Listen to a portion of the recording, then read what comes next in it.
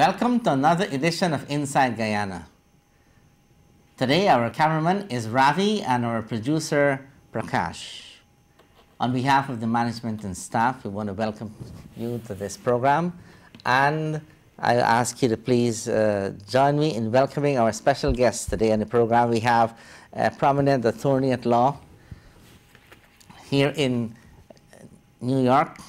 I think he's practicing also in New Jersey, and he is a born Guyanese. So ladies and gentlemen, in our studio we have Moses Vishnu Rambarran. Sir, welcome to the program Inside Guyana. Thank you. It's a pleasure and honor to be here. Thank you very much. Well, there are going to be lots of questions on legal issues, since you're from the legal profession. I think you might be able to give us a more qualified answer to some of the issues facing Guyanese in the diaspora and back home. Sir, before we start, I would like to ask you, can you please introduce yourself to our viewers? Sure. My name is Moses Rambarran. I practice law in the state of New Jersey. I have that honor and privilege as a result of the hard work of my family.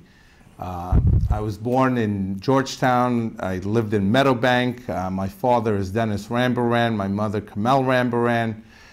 Got 9 great, fabulous uncles and aunts and a wonderful family that in 1979 we had to leave Guyana for the pursuit of education, a life that our parents wanted to give us that was better than theirs, a life of opportunity and a life of with no limits. And that's America. It's a country where there are no limits.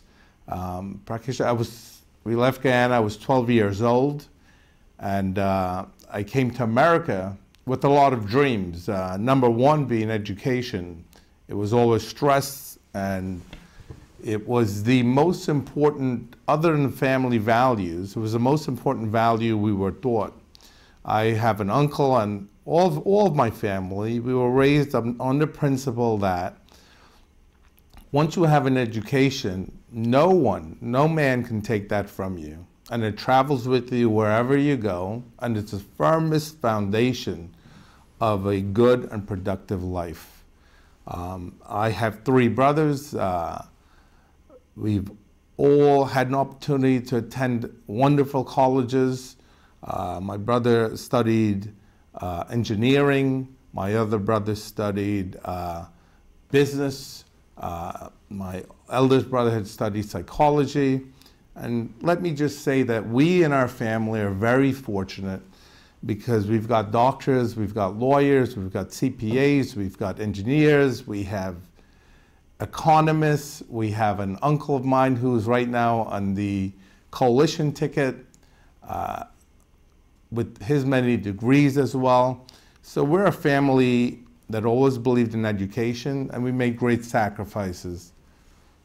Thank you very much for that introduction to yourself and to your family. So now we have the whole Rambarrans here and more.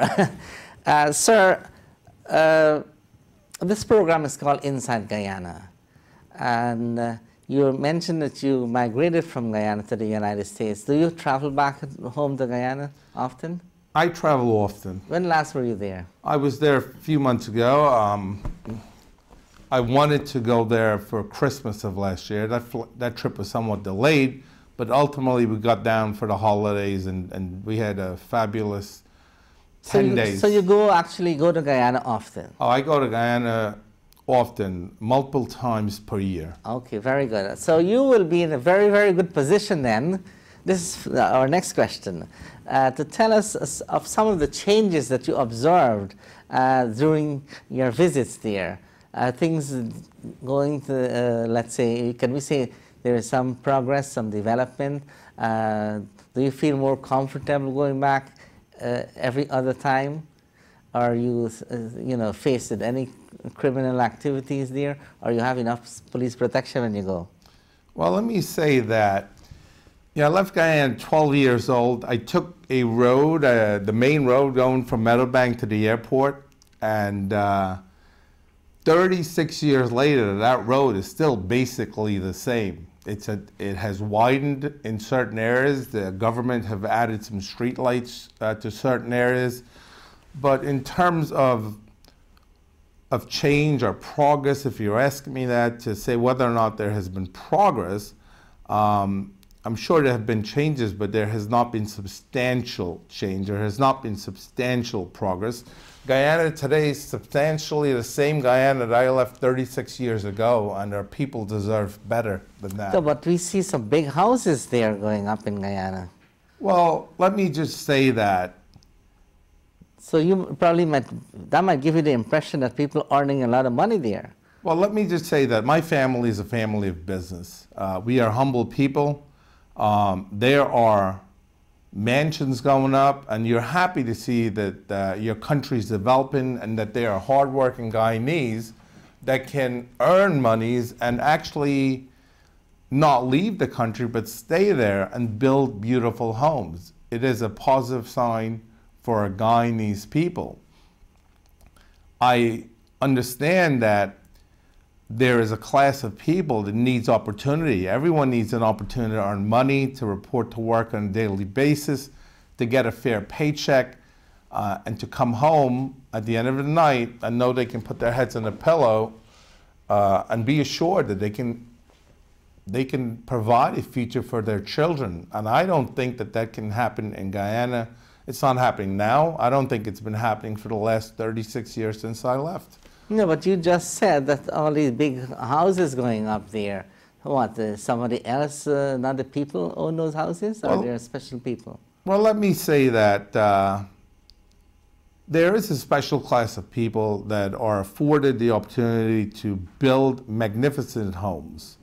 We Guyanese often wonder, how is it that ministers of humble beginnings become ministers and they end up miraculously living in 5,000 and 10,000 square feet homes, properties that are large and prestigious? Ministers and the government should be helping the people, not themselves. Okay, so you observed very little change and you saw some big properties, but you believe that the people still need to have more. Oh, absolutely. I think the opportunity, economic opportunity, is lacking in Guyana for the common Guyanese. It's not there. The people that are building big homes, of course, many of them are from the government or friends of the government, and I believe that appearance, or if in fact it's happening, that needs to change in Guyana. You're actually, sorry to interrupt you, you're actually at the point of my next question. What you said there, ministers having big houses and so on, I don't think that's an isolated case. That might be a general thing. Are you really referring to some kind of corruption there? Well, I think it's common knowledge among all Guyanese that the government of Guyana is corrupt. Oh, when you say corrupt, what do you mean? And you are accusing the government. What exactly can you say to our viewers to convince them that you're correct? Well, any government should be of the people, for the people, and by the people. Government should not just be by people, for those people's friends. It should be for all Guyanese. And any opportunity from the natural resources that this country have, that they earn money. Guyana, I've personally been back to Guyana. I've seen the finance minister speak of how Guyana is a thriving economy, but the people are not seeing the results of a thriving economy. They are pretty much stagnant or worse off now than they have ever been. And that is just simply not the way a country should be run.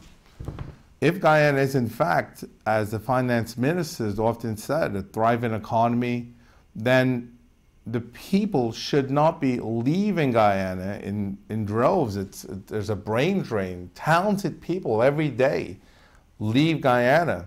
Those are, the people themselves are resources. The people are taxpayers in Guyana that the Guyanese government is not getting that money, so that it goes back into the country. And let me just say that I've been in the United States for 36 years. I cannot tell you how many endless Guyanese I've met that are so talented.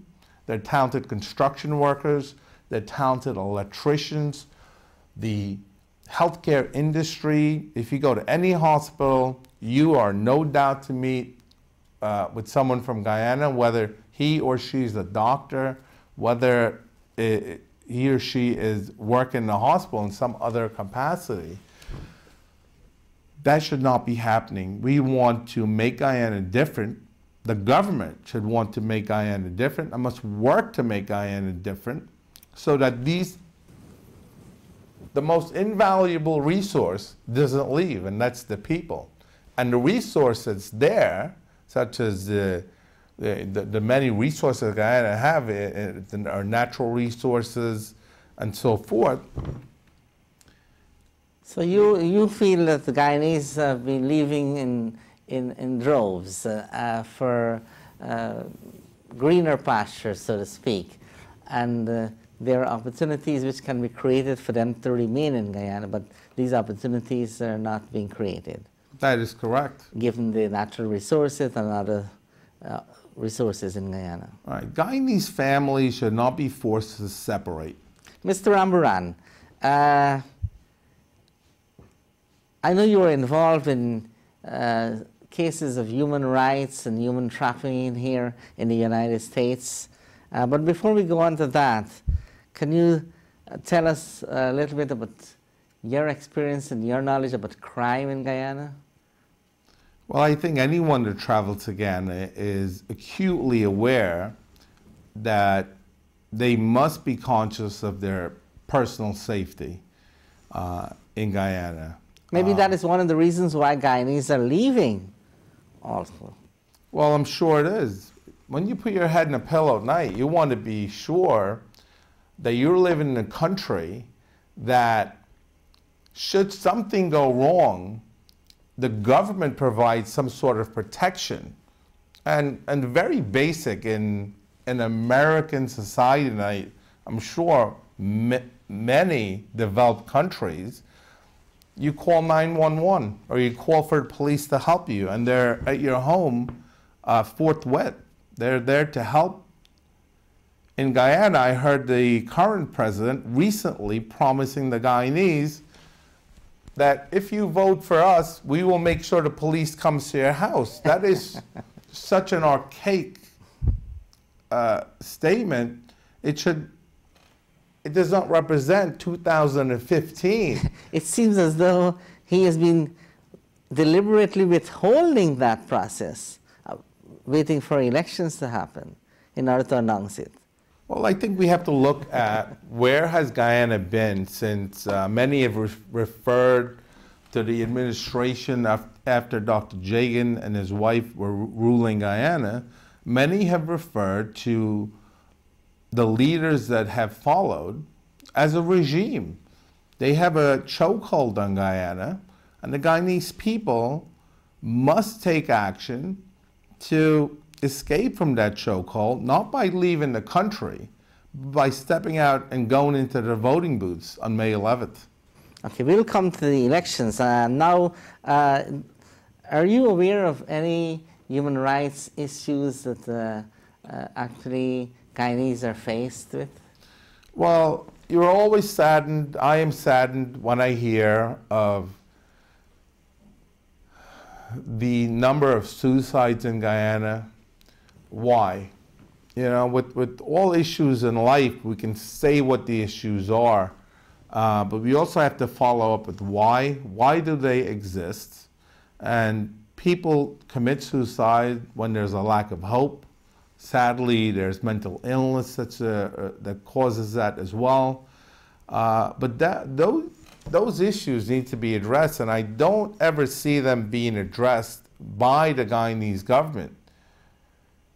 We have to understand that the citizens of Guyana are the most valuable resource, and the government must do all we can to help and protect those people. Now, where does hopelessness come from? A big part of that in Guyana is a lack of opportunity. Okay. Now, recently we heard a big commotion in the news about a minister of health, using threatening language to some female person, a protester. And if that situation had happened in the United States, where a government official actually used threatening and abusive language to another citizen, how would that have been dealt with? Well, I think there are... From a legal perspective. From a legal perspective, in a court of law, it depends on what the statement was. Does it rise to the level of a criminal violation? If it does not, we have the courts of public opinion. I think those types of statements that are highly offensive to human beings is a disrespect, really, of their human rights, is a failure to recognize how important each citizen and individual is. And really, we say that the true administration of justice is the firmest pillar for good government. And good government should consist of leaders that really abide by the rule of law and run their country in that way and respect their people. We can't have that type of language and that type of disrespect of our own citizens. So how would that have played out in the United States? Well, you're saying that if there's a comment like of disrespect, yes, I mean, I think to the extent of like, I'll get my women to strip you, I can slap your ass, things like that. yeah, that's really offensive and really, truly. Is that a threat? Well, I think it's a threat, but if you really dissect the words of it, it is a physical threat, but I think the nature of the threat is more offensive than really the actual results if someone were to do that. I think it also goes to the level of education of our leaders. Now, this is a government minister, and he is a medical doctor. Well, and saying that. I understand, and there's no other way to describe it than to say that that is absolutely shameful. And conduct like that should not be tolerated. And if there are ethic boards in Guyana to monitor those types of actions, then they should look into it. So are there ethic boards here in the United States? Of course there are. There are all boards that monitors a different profession. If any of these threats rise to a criminal nature, of course, you know, we see in the United States of America all the time, senators and congressmen and other leaders are charged with corruption. They're forced to resign. But you know, one thing about America is that we have a justice system that really gives the accused the right to a fair trial, gives the accused the right to confront his accuser, the right to cross-examine his accuser, and really the right to a jury trial. And the American justice system is really showing an example of what should be happening in Guyana. Briefly, just for the sake of our viewers who might not be as fortunate as you to be here in the United to witness these things. Can you bring one example or two examples of a situation whereby corruption and abuse probably was committed by a government official and how it was dealt with? Well, most recently you have the Senator of New Jersey, Senator Menendez, that has been indicted on corruption charges. We also had a young senator that was traveling all over the world in taxpayers' money. You have many local officials, and the Attorney General of the state of New York, I know, has built himself a reputation of going after corrupt government officials. What has to be done is that there needs to be accountability.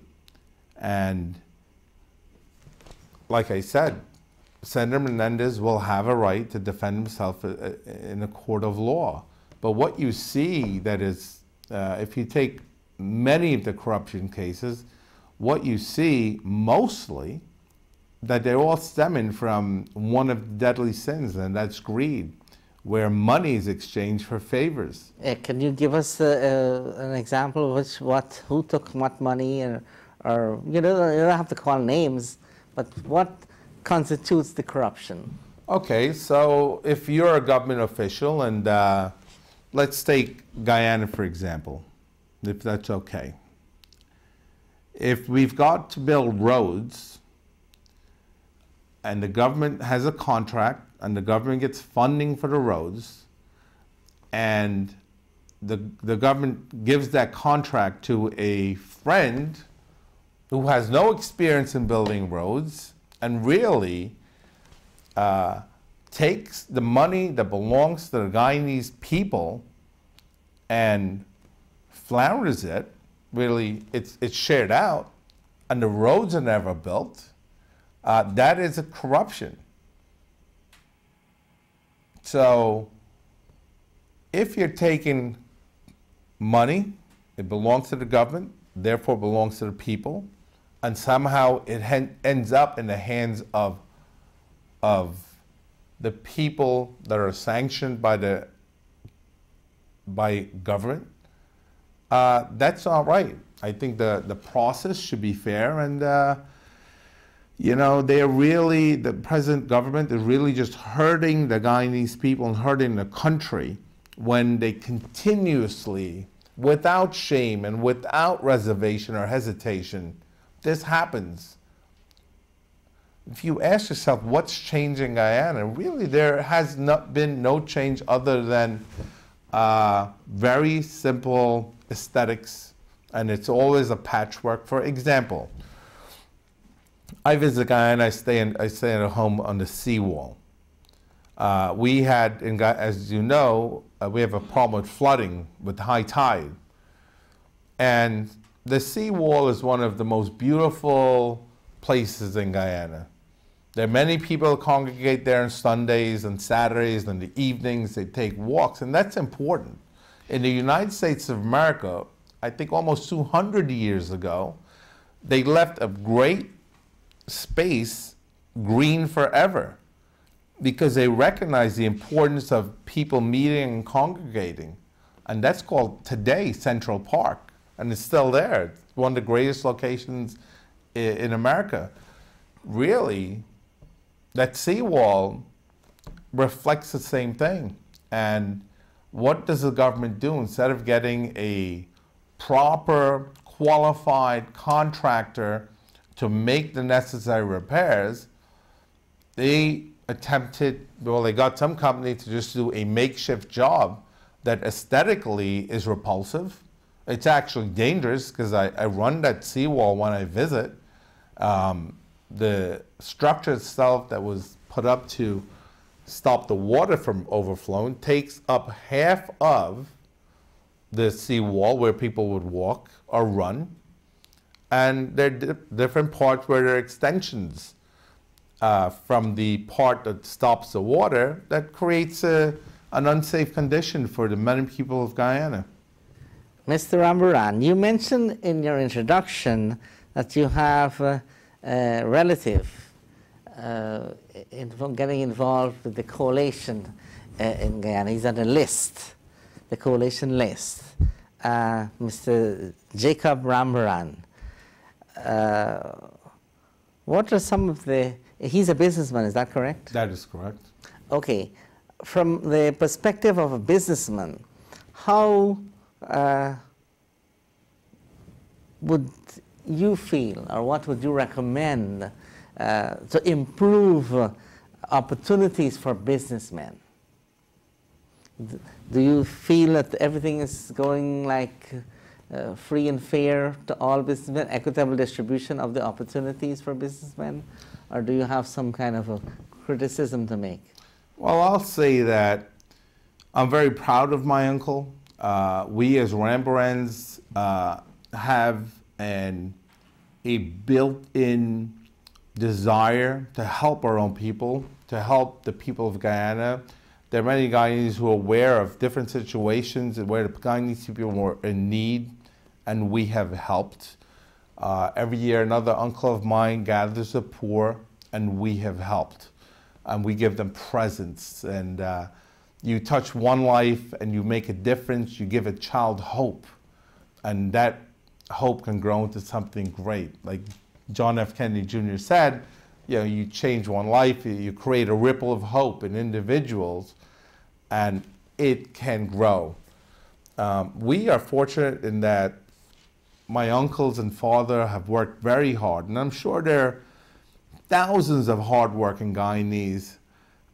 Even those that are working as hard as, or even harder now, they're making less money.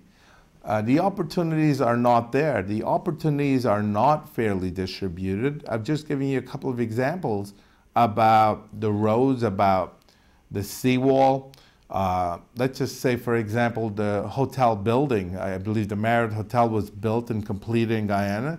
It's my understanding that the government, instead of using our own Guyanese people to contract, to give them that opportunity to keep the resources in Guyana, they contracted with the Chinese to come in and build a hotel and use all products from there. And the opportunities are not equal, and there needs to be an equalizer, and the equalizer is going to come on May 11th. You probably heard about the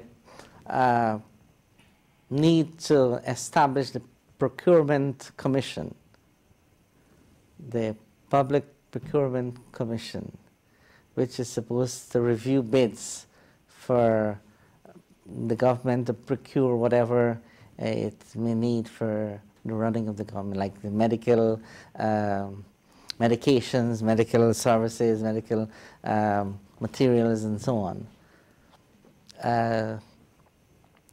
What would you say on that? Let's say, does your uncle, Mr. Jacob Rambarran, bid on those things, or is he part of the Procurement Commission, or is that commission existing?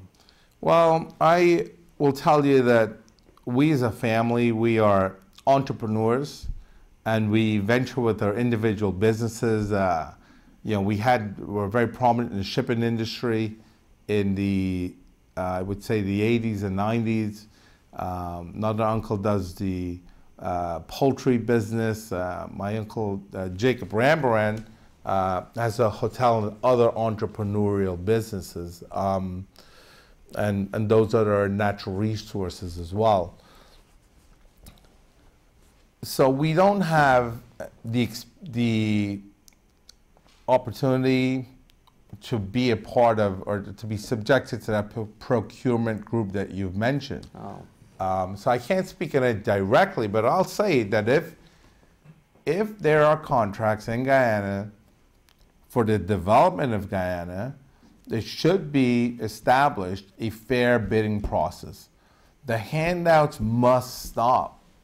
You're handing out the future of children of Guyana. Every time the government, the present government, gives their friends a contract and they don't fulfill the obligations, but they get the money, we're taking away from the future of the children. You emphasized earlier your desire, your family's desire and feeling of obligation to help the poor people of Guyana. Are you aware of human trafficking taking place in Guyana, where people, you know, like bring all these young girls from different parts, like for them to provide services to others? Well, the human trafficking industry is the second most profitable illegal industry behind the illegal trafficking of narcotics. We know that Guyana, whether it has that reputation now, it had a reputation as, since the United States of America closed down the exporting areas out of other South American countries, that drugs are being funneled through Guyana. That will destroy our country. And any government official that facilitates that is really, I'd say they're a traitor of their own people. If you talk now about human trafficking, and throughout this interview I said the people of Guyana, the individuals, are the most valuable resources that Guyana have. When you see a reversal of people influxing into Guyana, not out, then you will say, or anyone can tell me, there's a change in Guyana. People now going back.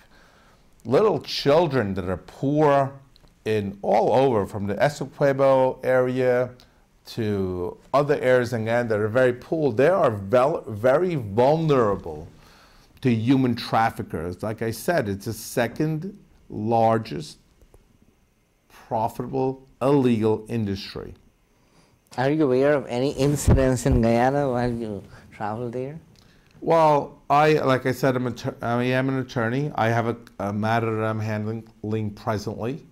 It involves human trafficking. It is a tragic story. It is a silent tragedy. Many of those youngsters, young girls that are trafficked, and boys, they're trafficked from Guyana and many countries throughout the world, see a life of hopelessness. Their lives are really manipulated. They end up in the sex trade and they lead a hopeless life. And we need to protect our borders, not only from the illegal trafficking of narcotics. We need to protect our country. We need to protect our young people. We need to educate and inform the poor and those that are not privileged that they are people who are preying upon our young children, offering education, offering a life in America. You must stop and question whether it's true or not, whether or not they're going to take their child and bring him into a great life in America or elsewhere. You must be highly suspicious of anyone that makes you that type of offer, any parent with young children. Now, Mr. Rambarran, Guyana will be having national and regional elections on May the 11th. And your family member is on the list of the coalition. So I guess you probably might be a supporter of the coalition. I don't know, you don't have to tell me, but before we go into who you support and what you want to say about the coalition, can you tell us some of your views on Guyana's politics? Sure. It's as a young kid growing up, we know that there's a PNC party and the PPP party, and in the last 36 years since I've left, there's been the development of other parties and some that have become significant. My view of politics, and as a leader of any country, leaders should lead countries, and when you put yourself and your people, your designated group, ahead of the country on what's needed for the people, that's bad government. And that must end. And the people of Guyana have to they must, in order to affect change in Guyana, in order to do that, and many have said that the mission has been a time for change. In order to affect that change, you cannot go into a voting booth and vote. If you're an old PPP guy, go and check that box. You're an old PNC person, check that box. You have to take control of your future. Your future is not a box, but what do the people stand for? What have the present leaders been doing? What have past leaders done? Dr. Jagan, I believe, make a reference that we have to look at our past to make present planning and future planning. Yeah, look at what has been happening. Look at your own personal experience. So we're coming towards the end of our interview, and I have a few more questions. Are you aware of the major parties in the election? Yes, sir. Okay, so you have the incumbent PPP-C, the People's Progressive Party, Civic, with the presidential candidate being the current president, Donald Ramotar, and his running mate, the prime ministerial candidate, Elizabeth Harper. And the coalition has David Granger, retired brigadier from the Guyana Defense Force, and Mr. Moses Nagamutu, who was a executive member of the People's Progressive at one time, then he left and he is now in the coalition for the Alliance for Change party that merged with the Partnership for National Unity, APNU-AFC coalition. So do you know these individuals by any chance? Well, I don't know them personally. I met the president, Mr. Ramotar. I had the opportunity to meet him at a housing expo. Did he impress you in any way? Did he invite you to come to his house and have a drink? No, Mr. President, you did not invite me over to have a drink, and that would have been nice. Although he came into a house that we built in Guyana, and when I want to go back to Guyana... Hold on a second. When you say we built, what do you mean? Well, yes. There was a housing exposition, yeah, inviting different traders and developers from all over the Caribbean. And I know I'm going back to Guyana. That's where my heart's at. So I'm going to go back to help our people. One way that I thought and would really break my heart every time I go to Guyana, it said that road is the same road, basically the same road. The streets are worse. Garbage is not picked up. What's happening there? So did you tell President Ramotar that, what you're telling me? No, I was very respectful to the president. The president went to school with my mother, and he remembered that. And we thank the president for all the hard work he has done. I'm sure leading is not easy, but it's time for change. It's time right now for the present administration to go. Why? You met the president. You didn't tell him to go. No, I told him I welcome him to the home that we built. Right. I would see houses. I would see concrete blocks I would go in January. I'd go back in July. I'd go back in October. The same house is being built. The rate of progression of building is very slow. We implemented a steel frame house that is hurricane proof, and we brought that house to the Housing Expo at our own cost. And we actually built a steel framed house. In fact, in Guyana, it's referred to the houses of steel, yeah, in which we want to bring into Guyana. Where is that located? Well, if it's not a secret. No, it's not a secret. The home was put up at the site of the expo. The home that we have will go up in land of Canaan, and we're going to develop those steel homes and similar homes in land of Canaan as a beginning project. But you asked me a question as to why should this administration go? Right, exactly. And the answer to that question is simply look back since 98, 99 to present, we've got almost 2 decades of the current regime. And I say regime because they're not for the people, they're for their own people. And when you travel, I think the United States of America is a great nation that hosts and welcomes our own Guyanese people. And we, talented Guyanese, give to this great nation. You're not being welcomed No, back home. No, this nation, the United States of America, have done. I have the honor and privilege to practice law. There are those who practice medicine. There are those who report to all different types of jobs.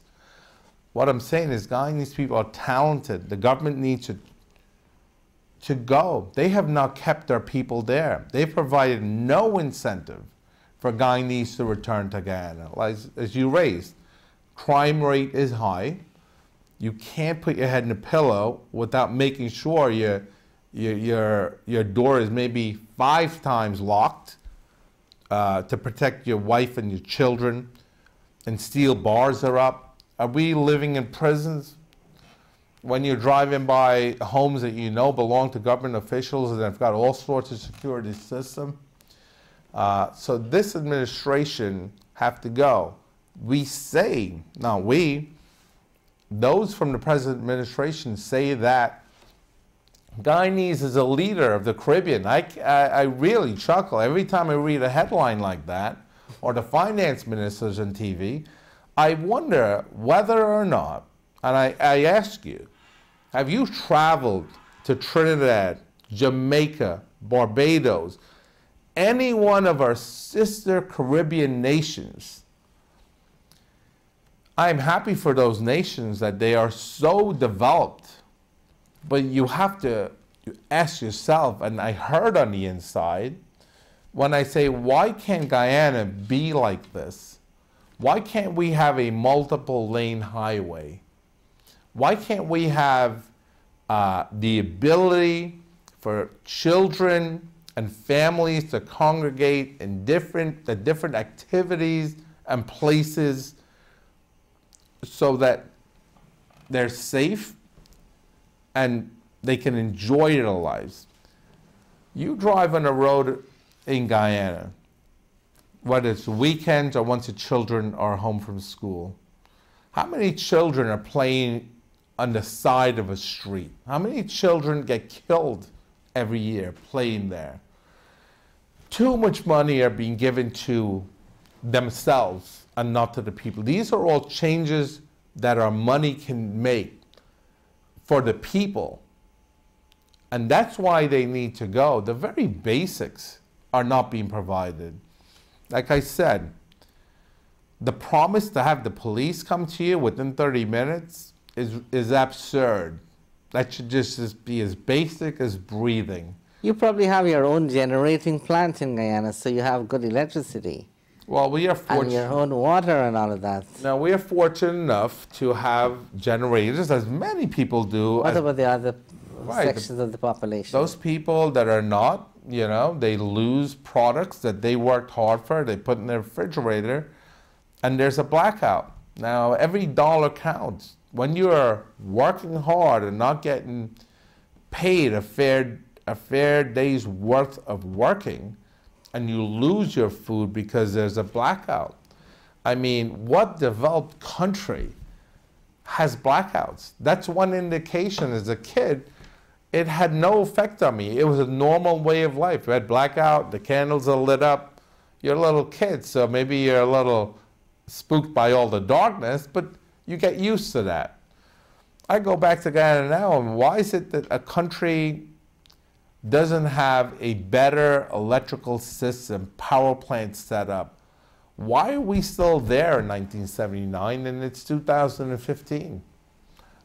A lot of whys. And there's only one answer, and that is the money in Guyana that comes to the government from natural resources and all the assets of Guyana are not trickled down back to the people. They're trickled down to a few. Mr. Rambarran, attorney at law, it was nice listening to all your advice and comments and views on our program Inside Guyana. We are about to end our interview. It's coming to an end in terms of time. I now want to ask you, sir, as we do to all our guests on this program, to please turn to our viewers and give them your message. Whatever you want to tell them, the Guyanese people, the Guyanese in the diaspora, they're the majority of people who will be looking at this program, and also other viewers we have from other parts of the world here in the United States. So please, sir, you have the opportunity now to address our viewers without any question being asked to you. Feel free. Thank you. Thank you. My fellow Guyanese people, the year is 2015. This is going to be a year of history. Each and every one of you must know that you possess the power to change Guyana. Presidents, those that serve in Parliament, can only lead our country if you give them the permission to do so. In 2015, and just 1 week from now, a few days from now, you will have an opportunity to change the course of history in Guyana. You must understand that the power to put a president in office, a power to put the people in leadership positions in Parliament, that power is with each and every one of the voters. It's time to take action. It's time for change. It's time to build a future for your children. It's time to start to reverse the tides in Guyana and have people like me. I want to come back and help the people of Guyana. I can very well stay here in America and have a comfortable life, but I want to come back and help. But I say that you have the power, and that is the most important power, the power to put someone in office. And in a short time, you will have that opportunity to do so. I ask you, and I urge you, not to vote by race, not to vote by those experiences that elder generations have experienced, so that they will just vote for an Indian party, or we will just vote for an African Guyanese party. President Obama has changed the course of history in the United States of America. He provided a nation with hope, hope for change, hope for a better future, hope to wake up tomorrow morning to see your children go off to school, hope that you will earn a fair day's worth of working. He changed a nation of 300 million plus people. Our country is made up of 600,000 to 700,000 Guyanese, with the population constantly diminishing. Dr. Jagan has worked hard, and those leaders that came before him have worked hard. The present regime has to go, and the only people with the power to do that are the voters. And I tell you, and I urge you, to go out and vote. Don't wait to see what happens. We can't sit back and look at Guyana and say the roads aren't built well, the seawall needs to be repaired, our country doesn't have anywhere to take my children. You have the power in your hands to change that right now. Ask yourself, is the present administration doing that for you? Ask yourself, those who have had the ability to travel throughout other Caribbean nations, if Guyana even compares visually to these countries. It does not. I have traveled throughout the Caribbean. I've had the honor and privilege to live in this great nation, the United States of America.